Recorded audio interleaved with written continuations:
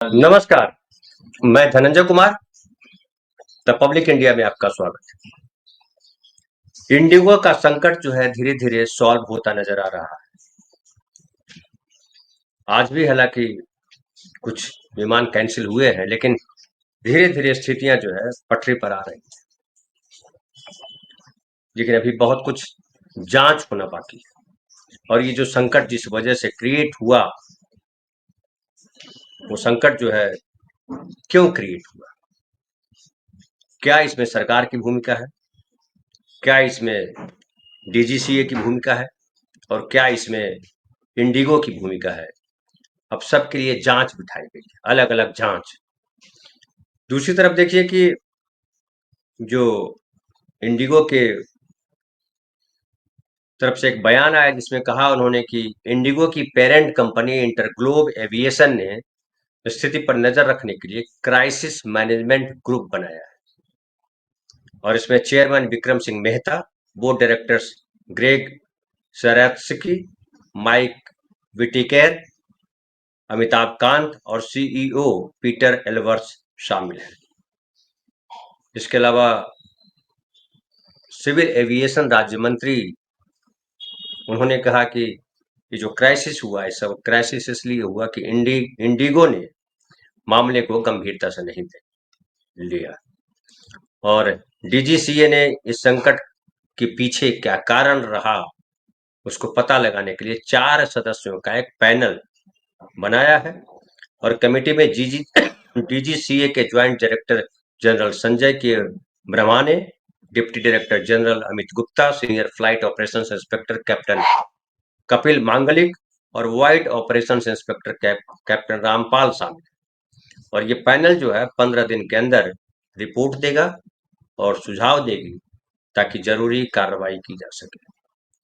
इसके अलावा देखिए कि जो पार्लियामेंट्री कमेटी भी बनाई गई है और जनता दल यू के जो नेता है संजय झा, जो बीजेपी के साथ है, उनकी अध्यक्षता वाली ट्रांसपोर्ट, टूरिज्म और कल्चर पर पार्लियामेंट्री स्टैंडिंग कमेटी एयरलाइंस के टॉप अधिकारियों और directorate general of civil aviation यानी डीजीसीए और सिविल एविएशन मिनिस्ट्री के अधिकारियों से हवाई सेवाओं में रुकावट के कारण और संभावित समाधानों के बारे में जवाब मांग सकती है। उसके अलावा देखिए कि सरकार ने भी जो है, कहा जा रहा है कि सरकार ने बड़ा सख्त रवैया अपनाया है और कहा है कि कंपनी के सीईओ को यानी इंडिगो के सीईओ को 24 घंटे में बताना होगा कि पिछले 5 दिन से जारी संकट के चलते कंपनी पर एक्शन क्यों न लिया जाए। और जवाब न देने पर डीजीसीए एक तरफा फैसला ले सकेगा। मतलब अगर जवाब नहीं दिया है तो डीजीसीए जो चाहे वो करेगा। जुर्माना लगाना है जुर्माना लगाएगा, और क्या करेगा इस पर हम बात कर सकते हैं। उसके अलावा सरकार ने ये भी किया कि जो दूसरे आपदा में अवसर ढूंढने वाला जो रणनीति है उसको दूसरी एयरलाइंस कंपनियों ने अपनाया और 80,000 तक का किराया वसूल किया। अब सरकार ने बढ़ते हुए किराए पर रोक लगाई और एक किराया फिक्स किया कि कितनी से कितनी दूरी तक के कितना किराया अधिकतम ले सकते हैं। लेकिन सबसे बड़ा सवाल है कि ये हुआ क्यों? मंत्री कह रहे हैं कि सीरियसली नहीं लिया इंडिगो ने। इंडिगो कह रहा है कि ये क्राइसिस इसलिए आया कि डीजीसीए ने जो अचानक नियम पास किए उसकी वजह से क्राइसिस हुआ, परेशानी हुई। फिर डीजीसीए ने जब ये परेशानी आई तो अपनी सारे जो शर्तें लगाई थी सब वापस ले ली। लेकिन सवाल ये बनता है कि जब ये शर्तें लगाई गई थी तो क्या डीजीसीए ने जो शर्तें लगाई थी वो इंडिगो को उसका पता नहीं था कि ये शर्तें कैसे हम पालन करेंगे? क्या इंडिगो ने डीजीसीए को ये कहा कि ये जो आपने शर्तें लगाई है वो हमारे लिए पालन करना आसान नहीं है, और अगर ऐसी स्थिति में अगर हम शर्तें मानते हैं तो ये जो हमारी जो पूरी जो हम फ्लाइट चला रहे हैं वो जो ऑपरेशंस है उसमें दिक्कतें आएगी, उसमें परेशानी आएगी, इसमें आम आदमी फंस जाएगा। इतना बड़ा क्राइसिस हुआ, क्या इंडिगो को पता नहीं था? क्या इंडिगो ने समय रहते डीजीसीए को बताया था? और क्या डीजीसीए को अंदाजा था कि जो आरोप लगा रहे हैं, जो शर्तें तय कर रहे हैं, जो सिविल एविएशन कंपनियां हैं, क्या उन शर्तों को मान सकेगी? क्या ये पॉसिबल हो सकेगा? और केवल इंडिगो नहीं चला रहा है विमान। इंडिगो के अलावा इंडिगो का जो है 64% है, बाकी 36% विमान जो है दूसरी कंपनी, वो चाहे एयर इंडिया हो, चाहे वो विस्तारा हो, चाहे वो एयर एशिया हो, चाहे वो स्पाइस जेट हो। तो ये क्राइसिस सिर्फ इंडिगो के साथ क्यों आया, बाकी कंपनियों के साथ क्राइसिस क्यों नहीं आया? ये भी आम आदमी के दिमाग में सवाल है। और सवाल ये है कि इतना बड़ा क्राइसिस जो हुआ, इससे भारत की प्रतिष्ठा, बार बार जो बीजेपी सरकार या बीजेपी के नेता कहते रहते हैं कि राहुल गांधी की वजह से, फलाने की वजह से, खास करके राहुल गांधी की वजह से बड़ी भारत की छवि खराब होती है। अभी पुतिन देखिए आए, तो पुतिन के भोज में राहुल गांधी को आमंत्रित नहीं किया। शशि थरूर को तो बुलाया गया, लेकिन राहुल गांधी को नहीं बुलाया गया। तो कहा गया कि इसलिए नहीं बुलाया गया कि ये जो विदेशी जो आते हैं, राष्ट्राध्यक्ष आते हैं, वो तय करते हैं, विदेश मंत्रालय उनका तय करता है कि किससे मिलेंगे नहीं मिलेंगे, उसमें भारत सरकार का कोई रोल नहीं। लेकिन अगर वो तय करते हैं तो क्या भारत सरकार की एक भूमिका नहीं होती है? या आप हमारे जो अपोजिशन के लीडर हैं उसको बुलाना होगा, और नहीं तो उनका अपमान होगा, हमारे लोकतंत्र के लिए ठीक नहीं है। क्योंकि हमारे देश के लोकतंत्र में पक्ष और विपक्ष दोनों जरूरी है। क्या ये सरकार नहीं कर सकती थी? लेकिन सरकार की मंशा थी कि विपक्ष को इग्नोर किया जाए, राहुल गांधी को बेइज्जत किया जाए। और आप राहुल गांधी, हमारे यहाँ कहावत है ना कि चोरी भी और सीना चोरी। राहुल गांधी के नहीं बुलाने से, राहुल गांधी को आपने नहीं बुलाया, इससे पता चलता है दुनिया को कि भारत में लोकतंत्र की क्या स्थिति। लेकिन आप जो है उल्टा ये समझने के बजाय देश को, देश के नागरिकों को समझा रहे हो कि राहुल गांधी की वजह से देश की छवि खराब होती है। और देखिए जो इंडिगो का जो प्रकरण हुआ है, उससे पूरी दुनिया में हमारा मान खराब हुआ है। और अगर सरकार ये कहे कि हमको पता नहीं था, तो सरकार झूठ बोल रही है। अगर डीजीसीए कहे कि हमें नहीं पता था, हमने जो नियम लागू किया था वो इंडिगो की गड़बड़ी है, तो इस डीजीसीए गड़बड़ कर रही है। क्योंकि डीजीसीए को क्या अंदाजा नहीं था? और अगर अंदाजा था तो क्या इंडिगो से जब फ्लाइट्स उसने कैंसिल किया, अचानक सारे फ्लाइट्स कैंसिल होने लगे, तो उसने वैकल्पिक व्यवस्था क्या की? जो नियमों में ढील बाद में दी और कहा कि बैकफुट पर आ गया डीजीसीए, वो बैकफुट पर क्राइसिस क्रिएट होने के बाद क्यों बैकफुट पर आया? ये बड़ा सवाल है। और इंडिगो जो कह रहा, क्या इंडिगो किसी दबाव में है? फिर ये भी सवाल उठ रहे हैं कि इंडिगो के जो 64% हिस्सेदारी दी गई सिविल एविएशन में, ये एक तरह से मोनोपोली क्रिएट की। बताया जाता है कि दुनिया के किसी भी कंट्री में 20%, 25% से ज्यादा किसी एक कंपनी की हिस्सेदारी नहीं होती। बहुत है तो 20%, 25% हिस्सेदारी, लेकिन 64% जब हिस्सेदारी देते हो तो किस आधार पर दिया? क्या दूसरी कंपनियों के, ये कंपनी थी, इसके अलावा किसी और कंपनी की ताकत नहीं थी कि वो और जहाज ला सके, और लोगों को आप देते? लेकिन सरकार जो है, ये जो नरेंद्र मोदी जी की सरकार है, वो कॉरपोरेट की सरकार है, ये बार बार प्रमाणित हो जाता है।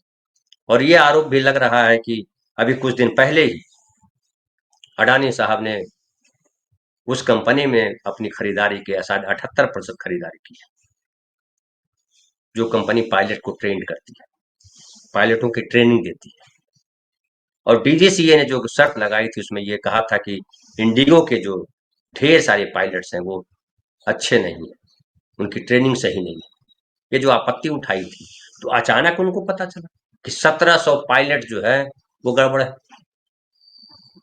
ये सारा संकेत है कि कहीं न कहीं वही दाव खेला जा रहा है, जो दाव अलग अलग डिपार्टमेंट्स में खेले गए। तो चाहे एयरपोर्ट को लेकर के अडानी को जिस तरह से एयरपोर्ट में शामिल किया गया, पहले एयरपोर्ट का संचालन का काम उनके पास होता था, जो कर चुके हैं ये सारी चीजें, लेकिन अडानी को उसमें घुसाना था, इसलिए नियमों की नियमों में बदलाव किया गया और कहा गया कि पहले था कि अनुभव आपके पास होना चाहिए, फिर हुआ कि कोई भी कर सकता है। और जो कंपनियां पहले से कर रही थी उस पर छापे मारे गए, उनको इनकम टैक्स से छापे पड़े, उनमें ईडी के छापे पड़े, पता नहीं क्या क्या हुआ, और उन कंपनियों को हरास किया गया और मजबूर किया गया कि वो कंपनियां हट जाएं।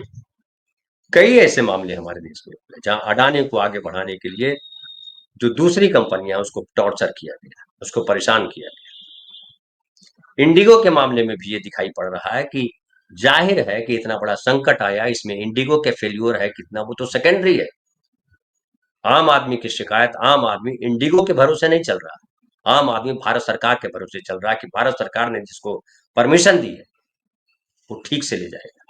ये देखने की जिम्मेदारी किसकी है कि पायलट सही है नहीं है क्या है, किसकी जिम्मेदारी? सरकार की जिम्मेदारी, सिविल एविएशन डिपार्टमेंट, मंत्रालय की जिम्मेदारी। मंत्रालय क्या कर रहा था? ये कोई छोटा मोटा क्राइसिस नहीं। पिछले 5-6 दिनों से एयरपोर्ट की हालत जो है ऐसी हो गई जिस लगा कि अंधेर नगरी, कहीं कोई जवाब नहीं। हवाई जहाज से कौन लोग जाते हैं? हवाई जहाज से ज्यादा पैसा देकर के वो लोग जाते हैं जिनको जल्दी पहुंचना है, जो समय बचाना चाहते हैं। वो पैसे खर्च करते हैं ताकि समय बचे, पैसे खर्च कर सकते हैं ताकि परेशानी से बचे। ट्रेनों की हालत हमारे देश में क्या है आप सब जानते हैं। 1500 किलोमीटर की यात्रा करने में 36 घंटे लगते हैं ट्रेन। कहाँ ट्रेन रुक जाएगी कितनी देर के लिए कुछ पता नहीं। ट्रेनों पे न खाना बढ़िया मिलेगा आपको, न जो स्टाफ है उनका व्यवहार आपको ठीक मिलेगा, न चादर सही मिलेगी, न सामान सही मिलेगा। आदमी सोचता है कि चलो फ्लाइट से जल्दी पहुंच जाएंगे। फ्लाइट से चलने वाले सब जो है करोड़पति नहीं है। कुछ लाख कमाने वाले भी फ्लाइट से चलते हैं क्योंकि उनको जल्दी जाना होता है, समय बचाना होता है। लेकिन अगर फ्लाइट से चलने वालों के साथ भी वही स्थिति हो जाएगी तो ये देश के पूरे सिस्टम पे बहुत बड़ा सवाल खड़ा होता है कि कौन देश चला रहा है, कैसे देश चल रहा है, क्या ऐसे देश चलेगा? उसमें ढेर सारे विदेशी नागरिक जो है आए थे और जो फंस गए, कितना सारा हंगामा। तो ये जो क्राइसिस है इसमें आप जांच करें, जांच करके क्या रिपोर्ट आएगी वो आप सब जानते हैं। अभी जहाज क्रैश किया था, एयर इंडिया का जहाज अहमदाबाद के पास, जिसमें ढेर सारे लोग मारे गए। उसमें गुजरात के पूर्व चीफ मिनिस्टर भी मारे गए, ढेर सारे मेडिकल स्टूडेंट मारे गए, क्योंकि जिस जगह पे जहाज गिरा वो मेडिकल कॉलेज का कैंटीन था। क्या रिपोर्ट आई? उसने उस पर आरोप लगाया, उसने आरोप उस पर आरोप लगाया। एक जांच कमेटी बैठी, उसने सबके आरोप लिख लिए, सरकार को दे दिया, सरकार उस पर बैठ गई, हो गया। यही जांच देश में चलता है। यहाँ भी वही होगा, कुछ नहीं होने वाला है, क्योंकि इसके पीछे जो है षड्यंत्र है, खेल चल रहा है, कॉर्पोरेट वार चल रहा है, और इस कॉर्पोरेट वार में सीधे सीधे सरकार शामिल है।